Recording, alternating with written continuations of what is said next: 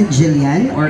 Yes, Jillian. Oh, Jillian. Kakaiba kasi yung spelling. Jillian Baldomar from NPFL Accounting. Asan ang mga taga-accounting? Nasaan? Pagod kasi galing opisina. Oo. Oo. So, matanong lang natin, Jillian, ikaw ba ay may boyfriend? He's still lost somewhere. O somewhere, so you're still... Wala pa siya.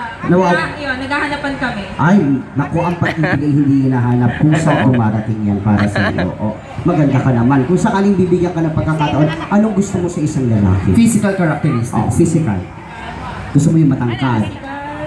Matangkad, moreno, tapos naninigarilyo sa puno. Ganyan. Tapos yun eh. O, di iba na. Iba na lang. Iba Anong sa- gusto mo? Physical characteristics, siguro taller than me. Yes? Siyempre, macho. Oo. Hindi naman totally, pwede na, yung medium build. Medium build. Yung mga parang chop-chop, gano'n. Tapos, Siyempre, guwapo. wapo. Gusto mo ba yung hindi kayo iwan? Ayan. Siyempre, dapat loyal. Magjowa ka ng pilay, hindi kayo iwan mo. Kasama mo talaga yun kahit saan kahit sa kumpong. In fairness, huwag ka mag-alala. Feeling ko mahanap mo na siya ngayon.